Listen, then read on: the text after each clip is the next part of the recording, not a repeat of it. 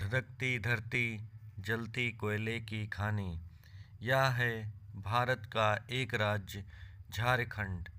झारखंड राज्य जो प्राकृतिक खनिज संपदा एवं जड़ी बूटियों से परिपूर्ण राज्य है, जो बिहार राज्य से अलग होकर बना एक नया राज्य है।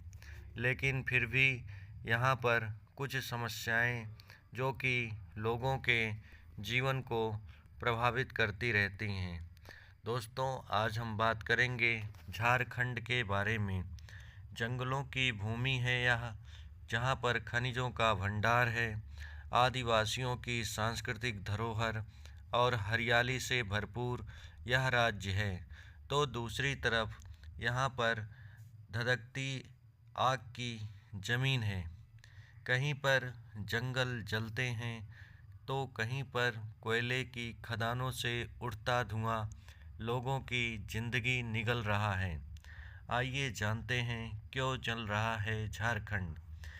दरअसल ये आग सिर्फ ज़मीन की ही नहीं, लोगों की ज़िंदगियों को भी झुलसा रहा है।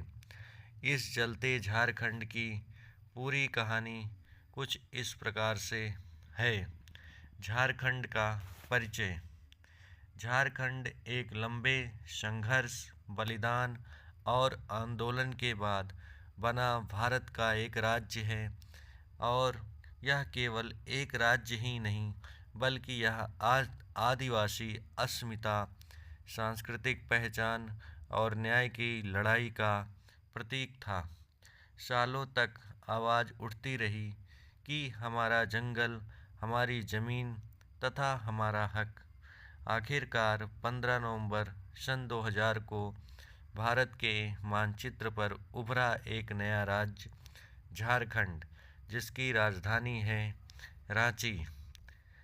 भारत का एक प्रमुख खनिज राज्य झारखंड है, जिसके 30% भाग पर वन या जंगल क्षेत्र हैं। 40% से अधिक भाग खनिज भंडार क्षेत्र हैं। आदिवासी जनसंख्या लगभग 26% तथा राज्य की अर्थव्यवस्था खनन व कृषि पर निर्भर है। लेकिन यही विशेषताएं आज इसके संकट का कारण बन रही हैं।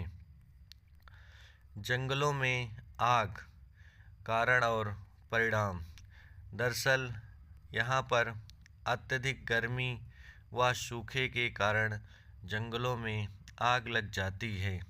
यह आग मानव जनित लापरवाही, जैसे बीड़ी, सिगरेट व जलती लकड़ियों को खुले में छोड़ देने के कारण होती है। ज़मीन पर कब्जे की कोशिश, जिसे इंटेंशनल फॉरेस्ट फायर कहते हैं, तथा जलावन के लिए जंगलों में आग लगाना। इस कारण लगातार आग का प्रभाव दिखता रहता है, जिसके कारण जैव विविधता को खतरा होता है। पेड़ों का विनष्टीकरण, जिससे पर्यावरण असंतुलित होता है। वनों में रहने वाले पशु पक्षियों का लगातार पलायन होता रहता है तथा कार्बन के उत्सर्जन में वृद्धि होती है। या उदाहरण के लिए 2024 में पलामू टाइगर रिजर्व में लगी आग से हजारों पेड़ और सैकड़ों पक्षी नष्ट हो गए। भूमिगत कोयला में आग, ज्वलनशील जमीन। झारखंड राज्य में कोयला प्रमुख खनिज के रूप में पाया जाता है। इसका प्रमुख क्षेत्र झरिया, धनबाद, जोगता, भंडारीडीह, सिकंदरी है। यहाँ पर 100 साल से भी अधिक समय से आग धधक रही है, जिसका वैज्ञानिक कारण ऑक्सीजन के संपर्क में आते ही कोयला जलने लगता है। जब खनन अव्यवस्थित हो जाता है तो कोयले की परतें स्वतः ही सुलगने लगती हैं, जिसके कारण ज़मीन फट रही हैं, घर गिर रहे हैं, गैसों का रिसाव हो रहा है, जहरीली गैसों के कारण लाखों लोगों का जीवन विस्थापित हो रहा है तथा श्वसन रोग, त्वचा रोग, कैंसर जैसे बीमारियों से लोग संक्रमित हो रहे हैं। झरिया के 40,000 से अधिक लोग 10 वर्षों से पुनर्वास का इंतज़ार कर रहे हैं। कोयला माफिया और राजनीतिक लापरवाही। अवैध खनन से आग को और बल मिल रहा है, जिसके कारण यहाँ पर सरकारी परियोजनाएं भी अधूरी हैं। पुनर्वास में भ्रष्टाचार तथा प्रभावित लोगों को समय पर मुआवजा न मिलना, और जब राजनीति और पैसा मिल जाए तो जनता की जिंदगी और भी सस्ती हो जाती है। आदिवासी और स्थानीय जनजीवन पर असर। आदिवासी जनजातियों पर यहाँ पर पूरी तरीके से जंगलों पर निर्भर होते हैं। लकड़ी, पत्ते, फल व जड़ी बूटियों के द्वारा ये अपना जीवन यापन करते हैं।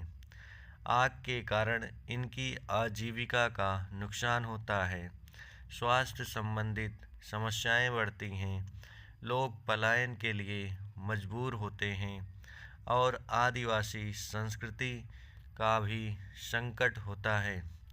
उदाहरण के लिए लातेहार के गाँव में लोग हर साल गर्मियों में अपने घर को खाली कर देते हैं। इसका पर्यावरणीय प्रभाव निम्न है। अधिक गैसों के कारण यहाँ पर ग्रीन हाउस गैसों में वृद्धि हो रही है। स्थानीय जलवायु में परिवर्तन हो रहा है। वर्षा चक्र पूर्ण रूपेण प्रभावित है। सूखा व बाढ़ जैसी समस्याएं बनी हुई हैं, जिसके कारण मिट्टी की उर्वरा शक्ति में भी कमी होती हैं। इससे बचने के लिए प्रशासनिक प्रयास एवं विफलताएं। यहाँ पर अगर बात करें प्रयास के लिए, तो इन सब को रोकने के लिए फायर वॉच टावर की व्यवस्था की जा रही है। कंट्रोल बर्निंग टेक्नोलॉजी अर्थात आग को रोकने के लिए यह तकनीकी उपयोग में लाई जा रही है। साथ ही साथ सैटेलाइट के द्वारा इसकी मॉनिटरिंग की जा रही है। इसके विफलता का प्रमुख कारण स्टाफ की कमी, फंड की कमी, नीतियों का ठीक से क्रियान्वयन न होना तथा इसमें जनता को शामिल न करना, ये प्रमुख बातें हैं। समाधान और आगे की राह। इसका समाधान लोगों को जागरूक करके किया जा सकता है। स्थानीय समुदाय की भागीदारी, साथ ही साथ टेक्नोलॉजी का उपयोग, एआई, ड्रोन्स तथा सेंसर का उपयोग करके पुनर्वास की पारदर्शी व्यवस्था होनी चाहिए। वन अधिकारियों की संख्या और प्रशिक्षण को बढ़ाना चाहिए। स्कूलों और कॉलेजों में पर्यावरण की शिक्षा पर विशेष ध्यान देना चाहिए। उदाहरण के लिए छत्तीसगढ़ के कुछ क्षेत्रों में महिलाओं की वन सुरक्षा समितियां सफल होकर कार्य कर रही हैं। हम बात करेंगे झारखंड की आग केवल धुआं की बात नहीं है, बल्कि यह एक चेतावनी है। यदि जंगलों को बचाना है, आग को बुझाना है, लोगों को सुरक्षित करना है, तो यह सब किसी एक लोग की व्यक्तिगत नहीं, बल्कि हम सभी की जिम्मेदारी है।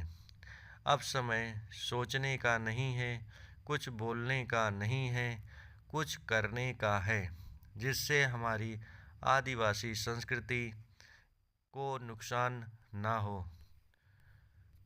धन्यवाद।